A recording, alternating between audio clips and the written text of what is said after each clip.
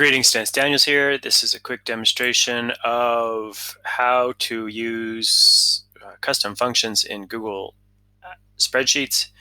I have created a custom function here. It's called function rand_num. It's going to user must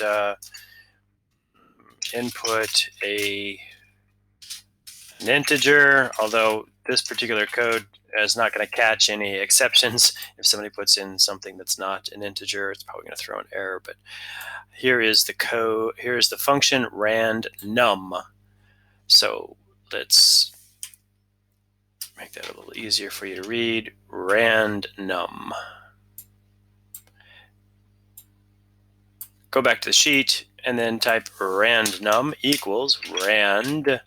And right there, you'll see that it shows up and it gives you an indication, generate a rand number. This is coming from here. I'm going to add another line of text, input an integer. You get a max, you get a random number.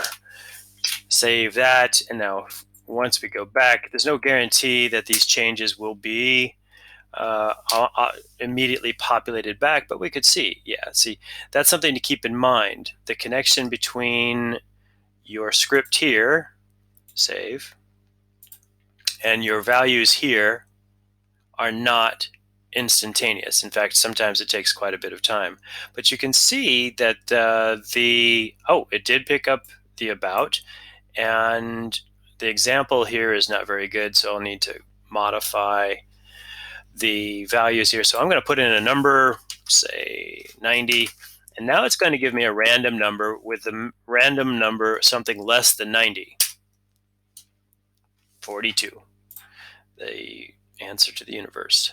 So that's pretty handy. Just keep in mind whatever changes you make here, and this is not going to be instantly populated to here. In fact, sometimes it takes quite a bit of time.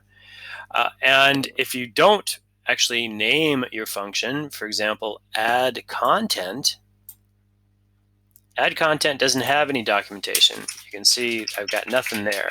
And so when I go to my sheet and I type equals and then add, you'll see that there is no add content.